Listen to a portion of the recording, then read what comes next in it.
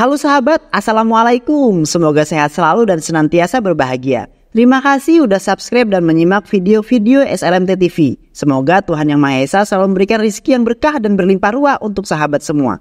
Nah, kali ini SLMT TV akan membawakan alur cerita film yang berjudul Drisam 2023. Bagaimana keseruan filmnya? Nggak perlu banyak basa-basi, ini dia alur ceritanya.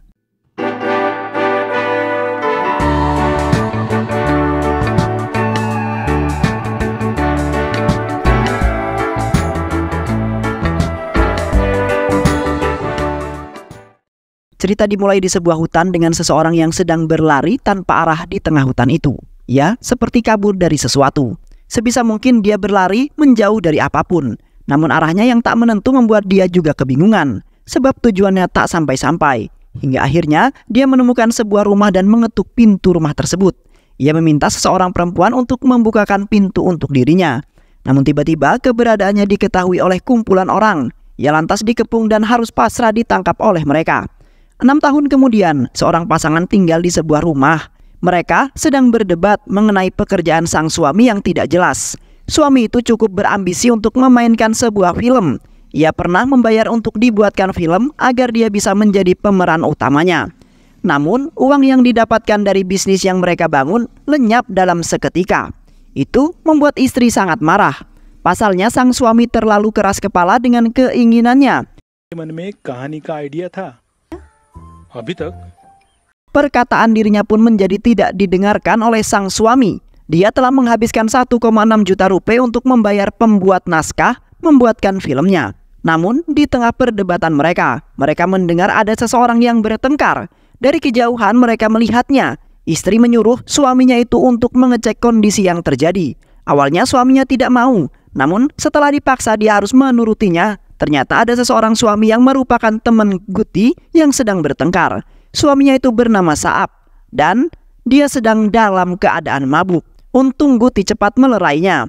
Pasalnya kondisi temannya itu sangat tidak stabil kelihatannya. Guti menyuruh istri Sabu untuk melaporkannya ke polisi saja.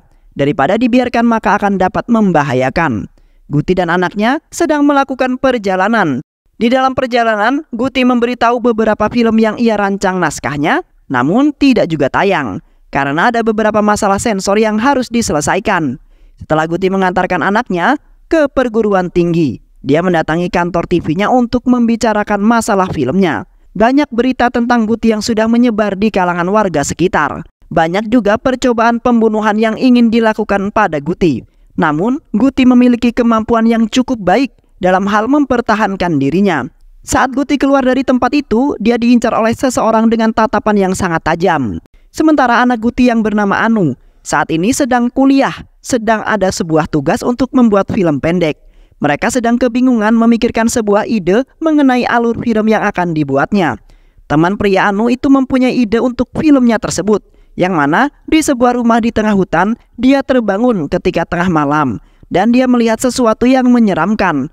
Anak Guti itu sangat penasaran dengan endingnya. Namun, ternyata temannya itu belum memikirkan lebih lanjut akhir cerita ide tersebut. Guti kemudian menemui seseorang yang sangat berpengaruh di dunia perfilman. Dia menyampaikan ide yang dia miliki, dengan harapan idenya dapat diterima dan diadaptasi menjadi sebuah film. Sementara istrinya Guti terus mendengar keributan dari pasangan yang pernah ia lerai saat itu. Istri Guti kemudian berjalan ke suatu tempat bersama istrinya Sabu. Dia menceritakan semua yang terjadi, mulai dari asal-usul pernikahan mereka dan semuanya begitu juga dengan istri Guti. Dia menceritakan bahwa uangnya selalu habis karena ambisi Guti hanya untuk membuat sebuah film. Namun filmnya dapat dikatakan tidak ada yang jadi. Di sore hari tiba-tiba Guti mengabarkan pada sang istri bahwa dia tidak akan pulang karena ada sebuah pekerjaan yang mendesak. Guti saat ini sedang bersama temannya. Ia sedang berada dalam sebuah mobil. Mereka sedang membahas tentang film yang saat ini digarap oleh Guti. Temannya itu pun bahkan ikut meragukan Guti, karena belum ada film garapan Guti yang tayang di televisi. Namun Guti masih sangat yakin dengan ambisinya itu. Dia yakin film itu akan tayang secepatnya. Apalagi masalah yang terakhir ini hanya tentang hak cipta dan sensor saja. Itu semua dapat dia urus secepat mungkin. Passion Guti memang di industri perfilman. Setelah ini, Guti akan menuju ke sebuah hotel untuk melihat pengeditan skrip film yang tengah digarapnya. Dia juga menghubungkan CCTV di tempat kerjanya ke HP-nya agar dia bisa memantau dimanapun ia berada. Sementara istri Guti saat ini sedang berbicara dengan seorang wanita, yaitu istrinya Sabu, saat di rumahnya. Dia sedang membicarakan tentang rumor yang beredar hangat di lingkungan tetangganya. तुम्हें अपनी छोटी बहन मानती हूँ को मार डाला उनका कहना है tentang Anju dan anak laki-laki itu. Namun tak lama Guti pulang dan diminta untuk membuatkan sebuah kopi. सब कुछ सहन करके बिगाड़ देती हैं। Keesokan harinya Guti bersantai sambil memantau CCTV yang sedang terhubung dengan HP-nya. Anaknya memeluk Guti karena ia sudah lama tidak bertemu. Mereka kemudian lanjut makan siang bersama. Di tengah makan siang bersama, istrinya Guti itu membahas tentang pernikahan Anju, yang menurutnya harus dilakukan secepatnya untuk menghindarkan dirinya dari rumor yang aneh-aneh. Namun Anju menolak untuk menikah secepat mungkin. Dia lebih memilih untuk menyelesaikan studinya terlebih dahulu.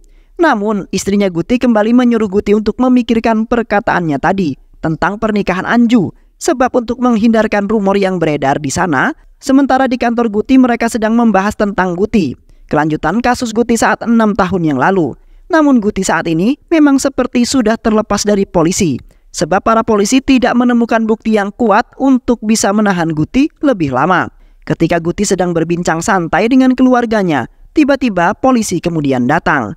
Polisi itu datang mencari istrinya Guti. Ternyata polisi itu datang untuk meminta keterangan dari Guti dan istrinya. Karena seorang pemabuk yang sering bertengkar di dekat rumahnya itu, istrinya telah melapor ke polisi. Polisi hanya meminta keterangan setelah mereka langsung pergi.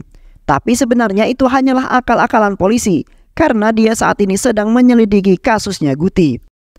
Saat malam hari, Anju tiba-tiba bermimpi bahwa ada sekelompok wanita yang mendatanginya dan mengancam karena Anju telah membunuh anaknya.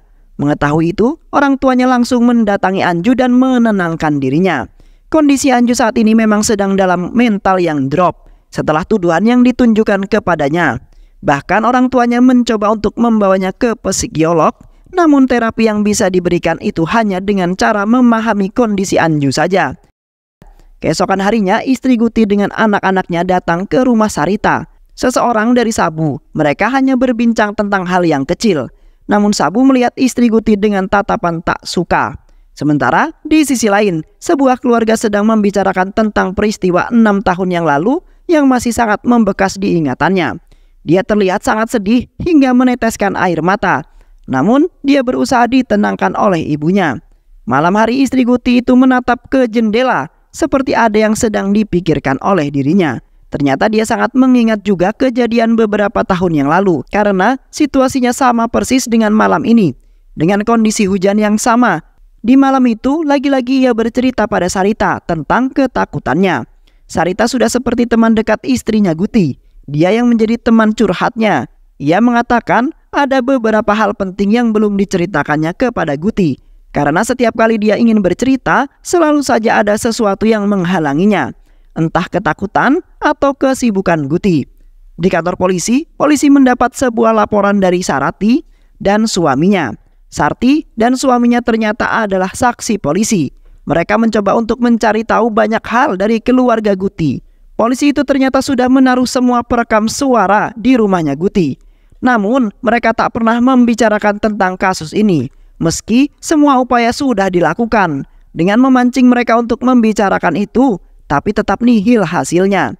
Kasus yang tengah diselidiki ini kasus yang terjadi 6 tahun yang lalu, di mana seorang pemuda bernama Farun terbunuh saat mengancam Anju dengan menunjukkan video telanjang miliknya. Guti tidak ada di rumah saat itu, jadi kemungkinan yang membunuhnya adalah istri atau anaknya. Polisi kemudian menggambarkan alur pembunuhan yang mungkin dilakukan oleh keluarga Guti. Pembunuhan itu dimulai dari tanggal 2 Agustus sampai tanggal 5 Agustus. Mulai dari pembunuhan yang mereka lakukan hingga penghilangan bukti di tanggal 4 dan 5-nya. Jika asumsi dan perkiraan waktu yang digambarkan itu benar, Guti menguburkan mayat itu sejauh 50 km dari tempat kejadian perkara. Keesokan harinya polisi berdatangan dan melakukan penyelidikan ke rumah-rumah yang mereka percayai sebagai saksi pembunuhan itu. Semua tetangganya sebenarnya sudah sangat yakin jika Guti dan keluarganya lah yang membunuh Farun. Namun hingga 6 tahun sejak kejadian itu, polisi belum mampu mengungkapkan kebenaran yang ada. sebab Guti tak bisa ditangkap begitu saja jika tidak ada bukti yang kuat. Apalagi saat ini polisi semakin sulit untuk mengungkapkan kasus itu. Banyak saksi mata yang dimintai keterangan olehnya lupa dengan kejadian itu. Menjadi sebuah tantangan tersendiri bagi kepolisian. Polisi kemudian terus mendatangi saksi yang bertemu dengan Guti. Dia melihat jeep milik Guti keluar dari rumahnya jam 4 pagi. Keterangan itu kemudian membuat polisi sedikit menemukan titik terang. Polisi kemudian menanyakan jalan pintas yang biasa digunakan oleh Guti untuk ke kantor TV miliknya. Di sana melewati beberapa tempat, termasuk kebun karet. Polisi mencurigai jika Guti menguburkan mayat itu di gereja. Istri Guti pulang dari gereja dan melihat mobil polisi lewat, membuat istri Guti itu sedikit takut.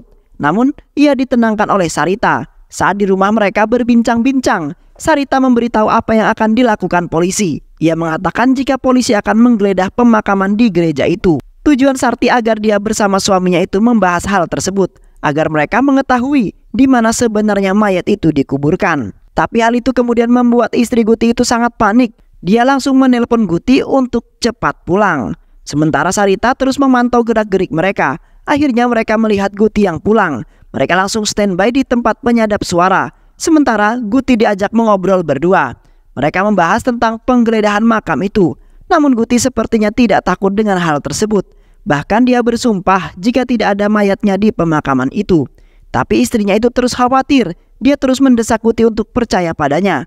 Namun Guti tetap berusaha meyakinkan istrinya itu bahwa tidak ada yang akan berhasil menemukan potongan mayat itu. Sarti dan Sabu tidak berhasil menemukan bukti dari percakapan mereka karena Guti yang selalu saja menutup diri untuk membahas tentang hal tersebut. Sementara di kantor televisi milik Guti, mereka terus membahas tentang perkembangan kasus Guti. Mereka khawatir dengan Guti karena menurutnya polisi semakin intens menyelidiki kasus tersebut. Mereka berpikir dalam waktu dekat Guti akan berhasil ditangkap olehnya. Polisi itu terus melakukan penyelidikan. Polisi mendapatkan sebuah telepon dari seseorang yang tidak dikenal jika dia tahu di mana Guti menguburkan mayat itu. Namun dia tidak ingin memberitahunya. Dia ingin bertemu dengan para polisi. Dia memang saksi yang melihat Guti saat itu. Dia membutuhkan uang yang banyak sehingga dia memanfaatkan kepolisian untuk memberinya uang dan dia akan memberitahu semua tentang Guti dan di mana tempat Guti menguburkan mayat itu. Akhirnya polisi setuju untuk memberikan uang. Ia memberitahu jika dia melihat Guti di kantor polisi tempatnya saat ini. Saat itu kantor polisi sedang dibangun. Dia melihat Guti keluar dari sana. Namun polisi tidak akan langsung percaya padanya. Mereka berdiskusi terlebih dahulu. Mereka bertanya lebih lanjut kepada kontraktor yang pernah membangun kantor ini. Dan waktu pembangunan itu pas dengan waktu kejadian. Hal itu menambah bukti bahwa perkataan orang itu bisa dipercaya. Kemudian polisi itu menyuruh anak buahnya untuk menyelidiki ini. Namun secara diam-diam dan jangan ada media yang tahu tentang apa yang akan dilakukan polisi selanjutnya. Polisi itu sudah sangat yakin jika pernyataan orang itu benar. Ketika mereka berniat untuk mengganti ubin di kantornya sebagai alibi untuk mengalihkan perhatian warga agar tidak curiga dengan apa yang mereka lakukan. Sementara keluarga Guti sedang harmonis dengan bermain bersama-sama, bermain ular tangga bersama-sama. Mereka terlihat sangat bahagia. Namun salah seorang pekerja mendengar percakapan polisi itu. Mereka sedang mencari mayat pekerja yang lain jika ini ada hubungannya dengan kasus Guti. Dan dia ingat ketika itu kantor polisi ini sedang dibangun. Bisa saja polisi mencurigai jika mayat itu dikubur di sini. Guti saat ini sedang mencuci mobilnya. Dia mendapatkan telepon dari seseorang yang berjanji untuk menemuinya sebentar lagi. Dia kemudian mengecek CCTV di HP-nya. Dia melihat kantor polisi yang sedang dibongkar. Itu membuat Guti sangat kaget. Dia langsung bergegas pergi ke kantor televisi miliknya. Sementara penggali kantor polisi itu sudah menemukan potongan mayatnya. Ada seorang warga yang memberitahu tentang hal tersebut ke keluarga Guti. Hal itu didengar oleh istri dan kedua anaknya. Mereka khawatir dan sangat sedih. Namun Guti berusaha menenangkan istrinya. Televisi sudah mengangkat berita tentang kematian Farun yang dibunuh oleh Guti dan keluarganya. Saat ini Guti dan keluarganya menjadi incaran polisi. Dijadwalkan polisi akan melakukan sidang dengan Guti siang hari ini. Polisi sudah mengidentifikasi tentang tengkorak dengan ahli forensik. dan menemukan bahwa mayat ini tewas karena benturan benda tumpul. Siang harinya, persidangan dilakukan dengan masing-masing kuasa hukum yang membela mereka, hingga terjadi sebuah perdebatan di antara mereka, yaitu kuasa hukum milik Guti mencoba untuk meringankan hukuman Guti. Keesokan harinya polisi memintai keterangan melalui Guti langsung. Polisi mencari tahu apa ide Guti menguburkannya di kantor polisi. Namun Guti tetap kekeh dan berbohong bahwa ia tidak pernah menguburkan siapapun. Berbekal rekaman suara ketika berbicara dengan Sarti, bukti yang memojokkan keluarga Guti semakin kuat. Ibu Farun dengan sangat marahnya berkata pada Anju yang memang sedang tidak sehat mentalnya. Ia terus memarahinya dan mendesak Anju. Kondisi Anju semakin parah dan dia hanya bisa tertunduk dan tak mengucap apa-apa.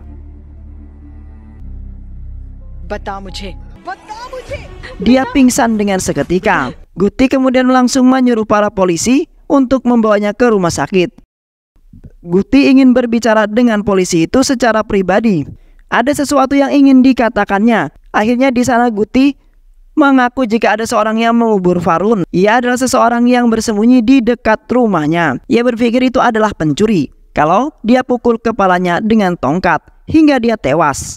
Dia kemudian melihat kantor polisi yang sedang dibangun. Lalu dia menguburkannya di sana karena pikirannya itu adalah tempat yang sangat aman. Sementara itu Ibu Farun dan ayahnya sekarang sedang bertengkar. Ayahnya sedikit iba dengan keluarga Guti sehingga dia menganjurkan untuk dipenjara saja. Sementara ibunya menginginkan dia juga dihukum mati.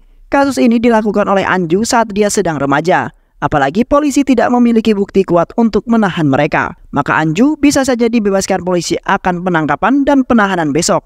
Sementara Guti saat ini sedang berada di rumah. Di malam hari, dia melihat keluarga seperti banyak pikiran. Istrinya menangis di pelukan Guti. Dia menyesal karena sudah menceritakan semuanya pada Sarti, yang ternyata dia malah mengkhianatinya. Sementara mereka menghampiri anaknya yang tidak bisa tidur karena kepikiran hal tersebut. Ayahnya mencoba untuk menenangkan mereka. Keesokan harinya polisi menghampiri rumah Guti untuk menangkapnya. Guti dibawa oleh pihak kepolisian. Di tempat polisi, seorang penulis film yang sangat terkenal datang menemui polisi. Dia menceritakan bahwa Guti pernah datang menemuinya dan dia menawarkan cerita yang sangat menarik untuk dijadikan sebuah film. Namun skrip film itu sangat membutuhkan waktu yang sangat lama untuk diselesaikan.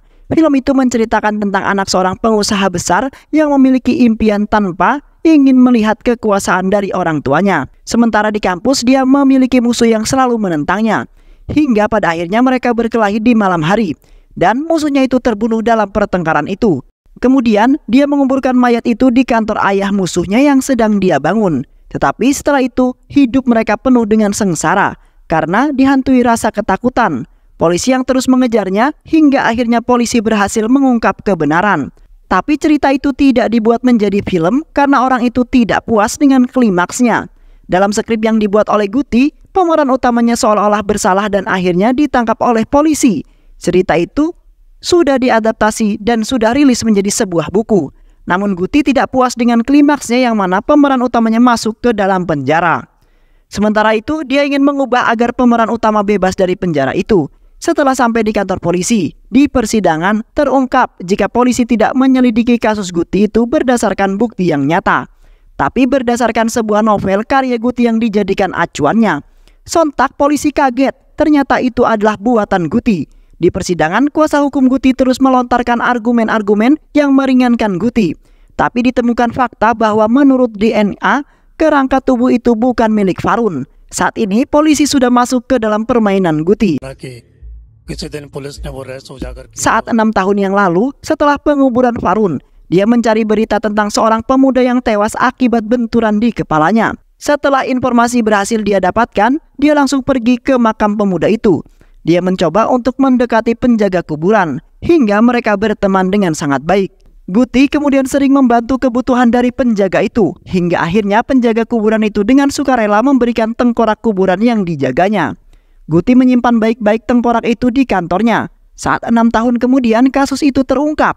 Dia yang sudah berteman baik dengan satpam tempat forensik tengkorak itu dibawa oleh kepolisian. Ia mengajak satpam itu mabuk hingga ia tak sadarkan diri. Hal tersebut menjadi sebuah celah bagi Guti untuk menukar tengkorak itu dengan tengkorak hasil temuan polisi. Hingga akhirnya rencana berhasil.